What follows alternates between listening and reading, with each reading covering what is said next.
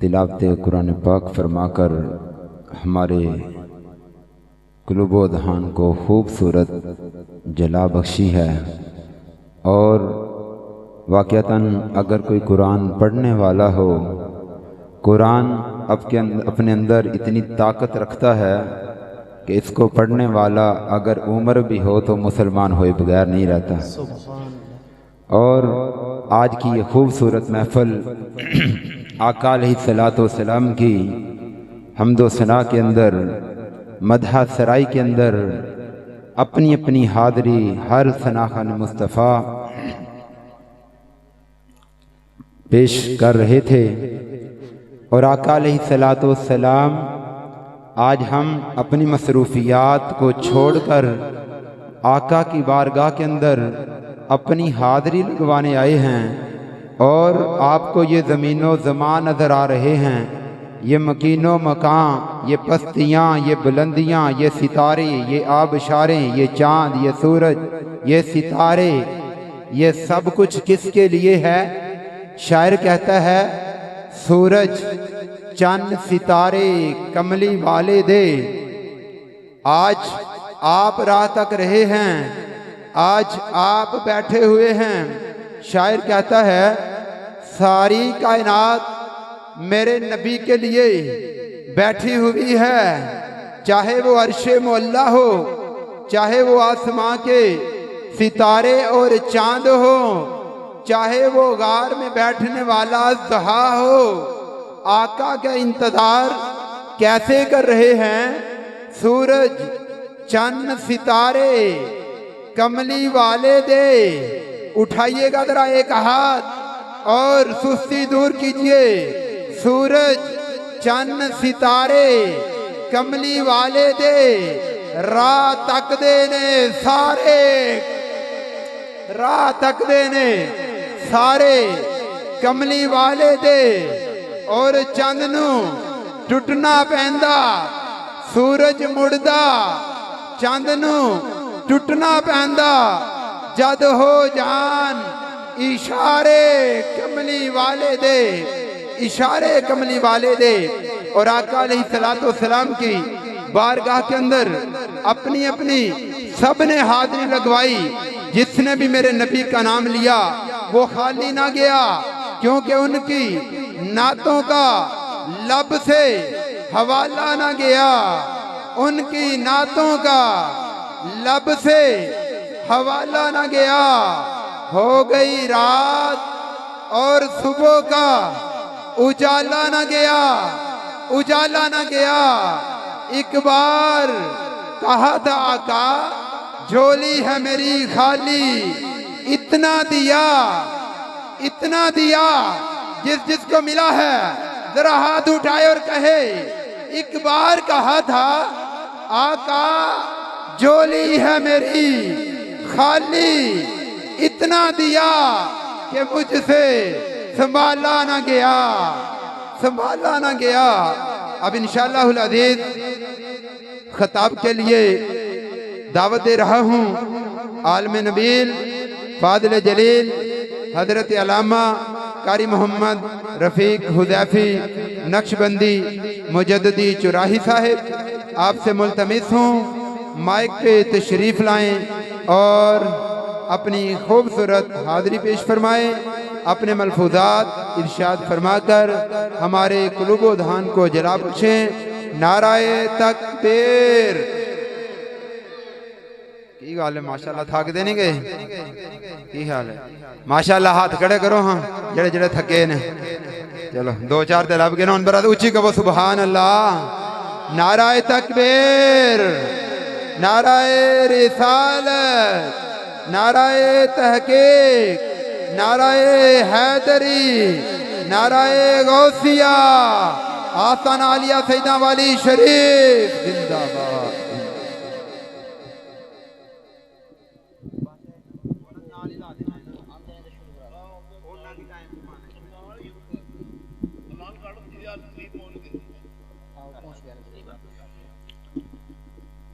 अस्सलामु अलैकुम वरहमतुल्लाहि वबरकातुहू। पहली बात तो ये समझिए کہ خطاب نہیں کر رہا میں، چشتی صاحب کی آمد کا انتظار کر بھی رہا ہوں اور کروا بھی رہا ہوں۔ چشتی صاحب جیسے ہی پنڈال میں تشریف لائیں گے اسٹیج پہ تو میک ان کے حوالے کر دیا جائے گا۔ آپ احباب جیسا کہ پہلے ذوق کے ساتھ سماعت فرما رہے تھے ویسے ہی ذوق کے ساتھ سماعت فرمائیے۔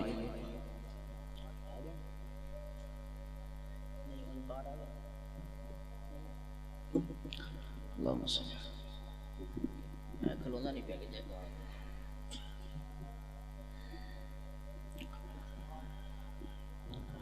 نحمده ونصلي ونسلم على رسوله النبي الكريم الأمين الرؤوف الرحيم، أما بعد فأعوذ بالله من الشيطان الرجيم، بسم الله الرحمن الرحيم، إن الله وملائكته يصلون على النبي يا أيها الذين آمنوا صلوا عليه وسلموا تسليما۔ محبت، عقیدت، ادب و احترام کے ساتھ درود پاک کا نذرانہ پیش فرمائیے۔ الصلاۃ والسلام علیک یا رسول اللہ، الصلاۃ والسلام علیک یا حبیب اللہ، الصلاۃ والسلام علیک یا رحمۃ للعالمین، وعلى آلك واصحابك یا سیدی یا نبی المرسلین۔ رخ مصطفیٰ کو دیکھا، رخ مصطفیٰ کو دیکھا تو دیوں نے جلنا سیکھا، یہ کرم ہے مصطفیٰ کا کہ شب غم میں ڈھلنا سیکھا۔ یہ زمین رکی ہوئی تھی، یہ فلک تھما ہوا تھا، یہ زمین رکی ہوئی تھی، یہ فلک تھما ہوا تھا، چلے جب میرے محمد تو جہاں نے چلنا سیکھا۔ بڑا خوش نصیب ہوں میں، بڑا خوش نصیب ہوں میں، میری خوش نصیبی دیکھیے، شہ انبیاء کے ٹکڑوں پہ پلنا سیکھا، شہ انبیاء کے ٹکڑوں پہ میں نے پلنا سیکھا۔ عزیزان گرامی قدر حضرات، اسٹیج کی زینت آل نبی، اولاد علی، پیر طریقت، رہبر شریعت، پیر سید فیض الحسن شاہ صاحب نقوی الحسینی دامت برکاتہم العالیہ جلوہ افروز ہیں، اور اسٹیج کی زینت حفاظ کرام، نعت خوانان اعظام اور نقیب محفل، اور آپ پنڈال میں تشریف لانے والے عشاقان مصطفیٰ۔ رات کا تقریباً 12:15 بج چکے ہیں، آپ کا جذبہ سلامت ہے، اللہ کریم آپ کے جذبات کو سلامت رکھے۔ ایک چھوٹی سی بات عرض کرنی ہے کہ ہم محافل میلاد مناتے ہیں۔ میری بات کی تصدیق کیجئے، توجہ میری طرف رکھیں، میری سادہ سی باتیں ہیں، گفتگو کو ذرا سادہ انداز میں سماعت کیجئے گا کہ ہم محافل میلاد مناتے ہیں، محافل میلاد کا اہتمام و انعقاد کرواتے ہیں۔ ان محافل کو سجانے کا، ان محافل کو منانے کا مقصد کیا ہے، مقاصد کیا ہے؟ میلاد منانے کے مقاصد کیا ہیں؟ کریم آقا صلی اللہ علیہ وسلم کی ولادت باسعادت کیوں ہوئی؟ آپ کی آمد کا مقصد کیا تھا؟ آپ کی آمد کا مقصد تھا کہ اس بھولی بھٹکی ہوئی انسانیت کو، بھولے بھٹکے ہوئے انسانوں کو اللہ سے ملایا جائے۔ جیسے ہم کہتے ہیں نا لفظ اللہ، آپ بھی ایک مرتبہ کہہ دیجئے ذرا اونچی آواز سے، لفظ اللہ۔ اوپر والا ہونٹ اوپر رہ گیا اور نیچے والا ہونٹ نیچے رہ گیا۔ توجہ کیجئے، اوپر والا ہونٹ اوپر رہ گیا، نیچے والا ہونٹ نیچے رہ گیا. پھر جب نے ہم نے عقیدت میں کہا لفظ محمد، سمجھ آئیے؟ اوپر والا اوپر تھا، نیچے والا نیچے تھا. جب ہم نے نام محمد لیا تو دونوں ہونٹ آپس میں مل گئے، تو معلوم ہوا کہ کریم آقا صلی اللہ علیہ وسلم کی آمد کا مقصد ہی ملانا ہے. آپ کی آمد کا مقصد ملانا ہے. کس سے ملانا ہے؟ رب کی ذات سے ملانا ہے. آپ کی آمد سے پہلے دیکھیے، تاریخ کے اوراق کو پلٹ کر دیکھیے، تاریخ کے اوراق کا مطالعہ کیجیے. کوئی پتھر کو تراش تراش کر اس کی پوجا کر رہا ہے. بیت اللہ میں بت رکھے ہوئے ہیں، ان کو سجدہ کیا جا رہا ہے. ہر کسی نے اپنے گھر میں، اپنے مکان میں، اپنے اپنے کمرے میں اپنا اپنا خدا بنا رکھا ہے. اس کی پوجا کی جا رہی ہے، اس سے رزق مانگا جا رہا ہے، اس سے دولت مانگی جا رہی ہے، اس سے اولاد مانگی جا رہی ہے، اس سے صحت مانگی جا رہی ہے. بتوں کے سامنے وہ سر جھکا رہے ہیں. میرے کریم لجپال جب تشریف لائے تو رب تعالیٰ کی توحید کا ڈنکا بجایا.